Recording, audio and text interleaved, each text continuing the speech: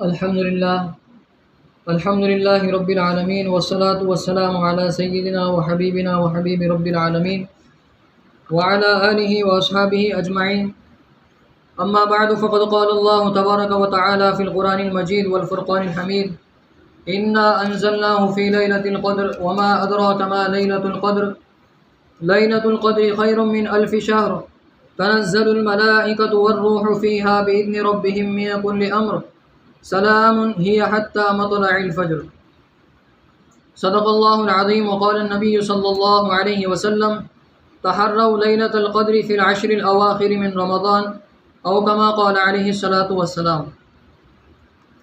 جو صورت آپ کے سامنے پڑھی گئی اس کا ترجمہ ہے انا انزلناه في ليلة القدر، کہ بے شک ہم نے اس کو نازل کیا لیلۃ القدر میں، یعنی قدر والی رات میں اور امپورٹنٹ رات میں۔ وما ادراک ما لیلۃ القدر، اور اللہ تبارک و تعالیٰ آگے فرماتے ہیں کیا تم کو پتہ ہے لیلۃ القدر کیا ہے؟ جیسے ہم کسی بڑی چیز کا تذکرہ کرتے ہو تو کہتے ہیں کہ بھائی وہ معلوم کہ تھی وہ کون ہے، یا کسی بڑی گاڑی کے بارے میں ہم بات کر رہے ہو، ارے وہ گاڑی کے بارے میں معلوم کہ وہ کیسی گاڑی ہے، بہت یعنی اس کی اہمیت بتانے کے لیے انسان دوبارہ کہتا ہے وہ معلوم کیا کیسی گاڑی ہے، وہ معلوم کیا کیسا آدمی ہے۔ تو اللہ تبارک و تعالیٰ بھی وہ طرز اختیار کر کے بتا رہے تم کو معلوم ہے وہ رات کیسی رات ہے، کتنی بڑی رات ہے۔ پھر آگے اللہ تبارک و تعالیٰ فرماتے ہیں لیلۃ القدر خیر من الف شہر، کہ لیلۃ القدر یہ 1000 مہینوں سے بہتر ہے، 1000 مہینوں سے بہتر، یعنی 1000 مہینوں سے بہتر کا مطلب یہ ہوا کہ 2000 بھی ہو سکتی، 5000 بھی ہو سکتی، 10,000 بھی ہو سکتی، اس کی کوئی تعین نہیں ہے، بلکہ بہتر ہے، 1000 مہینوں سے بہتر ہے۔ اب وہ بہتر کتنی ہے اس کی کوئی تعین نہیں ہے۔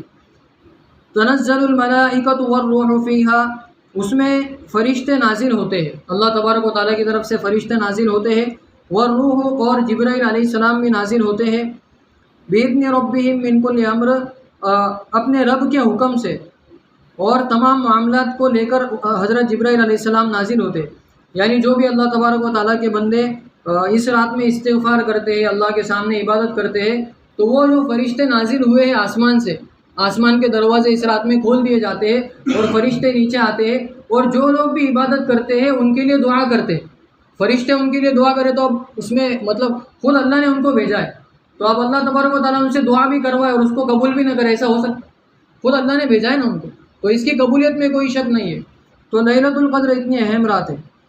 سلام ہی حتی مطلع الفجر، اور وہ جو بندے عبادت کرتے ہیں ان پر سلامتی کی دعا بھیجتے رہتے، اے اللہ اس کو اچھا رکھ، اے اللہ اس کو رزق دے، اے اللہ اس کی پریشانیوں کو دور کر، اور سلام، اے اللہ اس کو سلامتی والی زندگی دے۔ کب تک اس کے لیے دعا کرتے؟ حتی مطلع الفجر، یہاں تک کہ صبح ہو جائے۔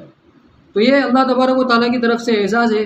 اللہ کے نبی صلی اللہ علیہ وسلم نے فرمایا کہ تحروا لیلۃ القدر فی العشر الاواخر من رمضان، کہ لیلۃ القدر کو آخری 10 دنوں میں تلاش کرو، جو آخری 10 دن ہے نا رمضان المبارک کے، اس میں تلاش کرو۔ اور حضرت عائشہ رضی اللہ عنہ کی روایت ہے کہ حضرت عائشہ رضی اللہ عنہ نے اللہ کے نبی صلی اللہ علیہ وسلم سے کہا کہ اگر میں شب قدر کو پاؤں تو کون سی دعا پڑھوں، کون سی مجھے دعا کرنا چاہیے؟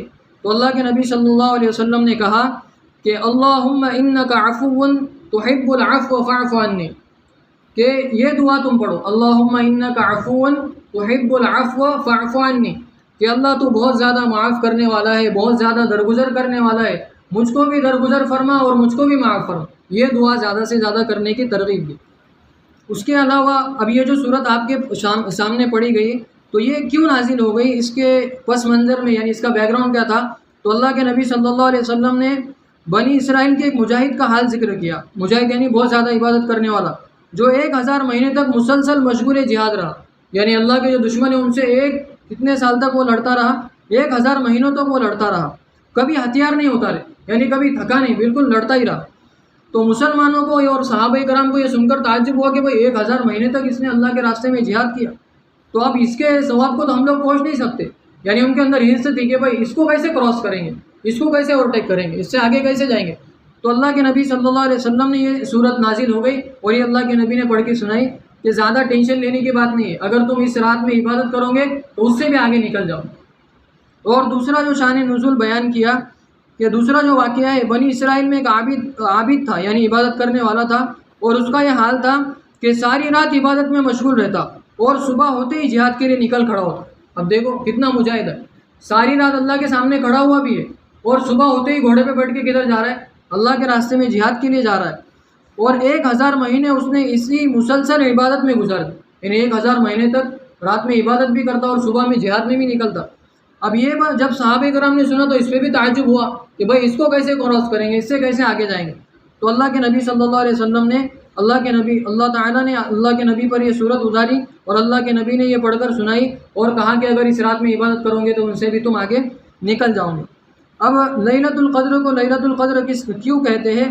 کہ قدر کے معنی ہوتے ہیں عظمت والی چیز، شرف والی چیز، امپورٹنٹ چیز، VIP چیز، تو اس کو بولتے ہیں قدر والی.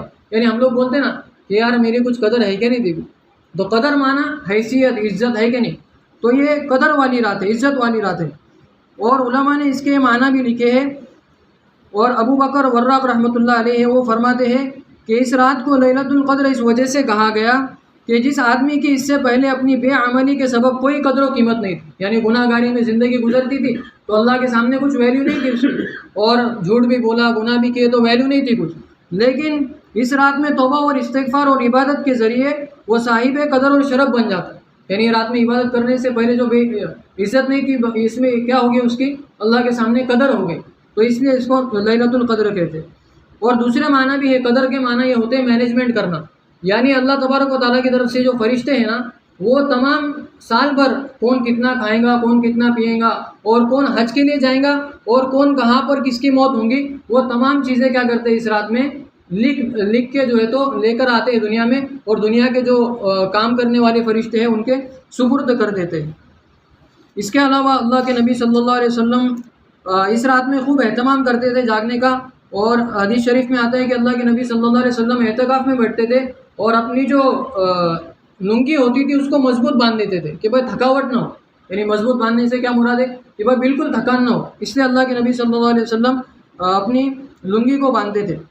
اس کے علاوہ ہمارے معاشرے میں ایک غلط فہمیاں پائی جاتی ہے لیلۃ القدر کے تعلق سے، کہ ہم لوگ سمجھتے ہیں کہ بھائی لیلۃ القدر صرف 27ویں شب کو ہے. یعنی لوگوں کے اندر یہ مشہور ہے کہ بھائی 27ویں شب 27ویں شب، حالانکہ 27ویں شب کو لیلۃ القدر ہو یہ ضروری نہیں ہے، بلکہ اللہ کے نبی صلی اللہ علیہ وسلم نے مسلم شریف کی حدیث سے اس میں فرمایا فَاطْلُبُوهَا فِي الْوِتْرِ مِنْهَا، کہ یہ جو لیلۃ القدر ہے اس کو طاق راتوں میں تلاش کرو. طاق راتوں میں تلاش کرنے کا مطلب کیا ہے؟ کہ 21 کی رات، یعنی آج کون سی رات ہے؟ 21 کی رات ہے. 21 کی رات، 23 کی رات، 25 کی، اور 27 اور 29، یعنی یہ 5 راتوں میں ہم لوگ کو کیا کرنا ہے؟ لیلۃ القدر کو تلاش کرنا ہے اور اس میں جاگنے کی کوشش کرنا ہے. یعنی اگر آج 20واں روزہ ہے تو 21ویں رات ہے. ہمارے اسلام کا ایسا ہے کہ بھائی اگر مغرب ہو گئی تو مغرب سے کیا ہو جاتا ہے؟ دوسرا دن شروع ہو جاتا ہے، یعنی اس کی وہ رات مانی جاتی ہے پہلے. اور اگر 23ویں رات کب ہوں گی؟ جب 22واں روزہ ہوگا. اس کے علاوہ 25ویں رات، 24واں جب روزہ ہوگا تو 25ویں کیا ہوں گی؟ رات ہوں گی. تو اس لیے ہم کو کیا کرنا چاہیے؟ اس رات میں کم سے کم ہم لوگ اگر ایک صدقہ کریں گے، 1 روپے اگر صدقہ کریں گے تو ہم کو کتنا صدقہ کرنے کا ثواب ملے گا؟ 1000 مہینے کے برابر صدقہ کرنے کا ہم کو ثواب ملے. اور اگر ہم لوگ اب رات میں انسان سوچتا ہے کہ بھائی رات میں صدقہ کس کو دیں گے؟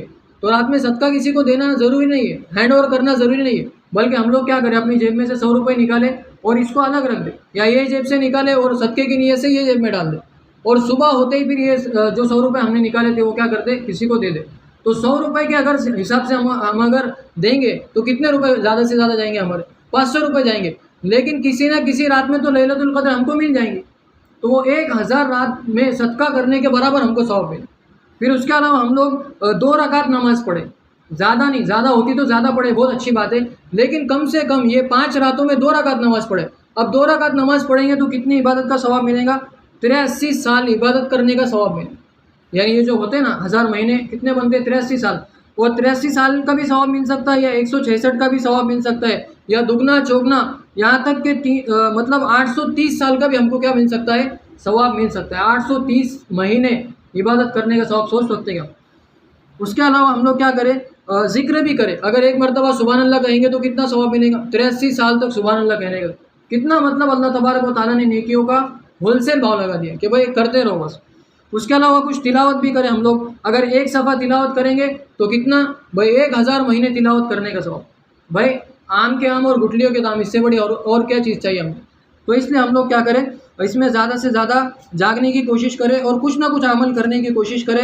لیلۃ القدر کے سلسلے میں ایک بات یہ بھی ہے کہ لیلۃ القدر میں اللہ تبارک و تعالیٰ نے جتنی بھی کتابیں نازل کی وہ سب رمضان کے مہینے میں نازل کی۔ حضرت ابو ذر غفاری رضی اللہ عنہ کی روایت ہے کہ رسول اللہ صلی اللہ علیہ وسلم نے فرمایا کہ صحف ابراہیم علیہ السلام 30 تاریخ رمضان میں، اور تورات 6 تاریخ میں، اور انجیل 13 تاریخ میں، اور زبور 18 تاریخ رمضان میں نازل ہوئی ہے، اور قرآن نبی کریم صلی اللہ علیہ وسلم پر 24ویں تاریخ رمضان میں اترا ہے۔ کون سی 24ویں تاریخ رمضان میں اترا ہے؟ تو ہم لوگ زیادہ سے زیادہ ان 5 راتوں میں جاگنے کی کوشش کریں، صدقہ دینے کا اہتمام کریں، تلاوت کا اہتمام کریں۔